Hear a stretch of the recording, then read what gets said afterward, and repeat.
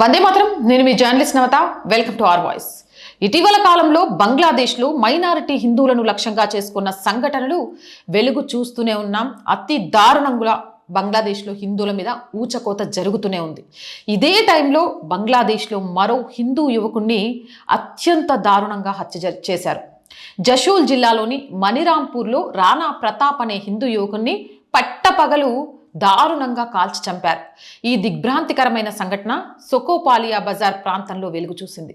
రాణా ప్రతాప్ అనే యువకుడు ఒక జర్నలిస్ట్. బంగ్లాదేశ్లో ఇప్పటి వరకు దీపుదాస్, అమృత్ మండల్, బజేంద్ర బిశ్వాస్, కొకోన్ దాస్ అనే హిందువులు హత్యకు గురయ్యారు. ఇది 5వ హత్య.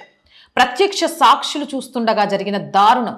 దాని గురించి కొందరు చెప్తోంది. హిందూ యువకుడిపై దాడి చేసిన వ్యక్తులు మోటార్ సైకిల్ పై వచ్చారు.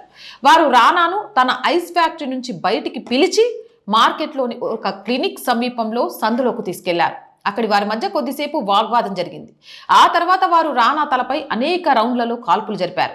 మనోహర్పూర్ యూనియన్ కౌన్సిల్ అధ్యక్షుడు అఖ్తర్ ఫరూక్ మింటూ ఈ హత్యను ధృవీకరిస్తూ మాట్లాడారు.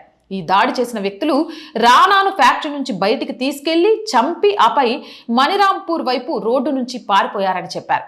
సమాచారం అందుకున్న వెంటనే పోలీసులు ఘటనా స్థలానికి చేరుకొని 7 ఖాళీ బుల్లెట్ల షెల్స్ ని స్వాధీనం చేసుకున్నారు.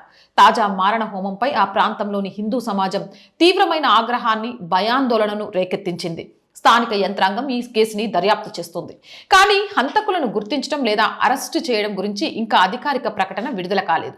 ఈ సంఘటన బంగ్లాదేశ్లోని మైనారిటీల భద్రత గురించి మరోసారి తీవ్రమైన ప్రశ్నలను లేవనెత్తినట్లయింది.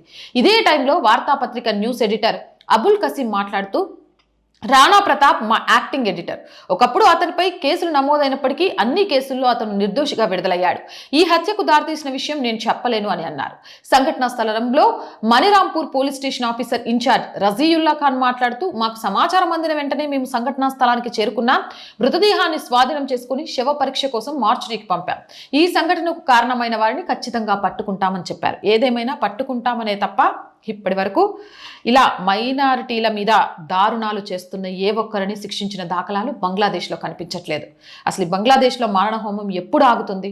మనుషులను అతి కిరాతకంగా చంపే ఈ సంస్కృతికి ఎప్పుడు చెక్ పడుతుందో అర్థం కావట్లేదు.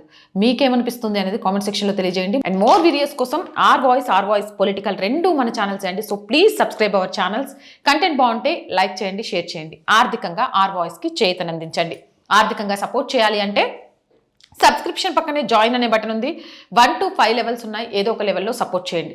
లేదా స్క్రీన్ మీద గూగుల్ పే, ఫోన్పేతో పాటు అకౌంట్ డీటెయిల్స్ ఉన్నాయి. మీకు తోచిన సహాయాన్ని అందించండి. వ్యాపార ప్రకటనల కోసం 8328500576 నెంబర్ని సంప్రదించండి. జై హింద్, జై భారత్.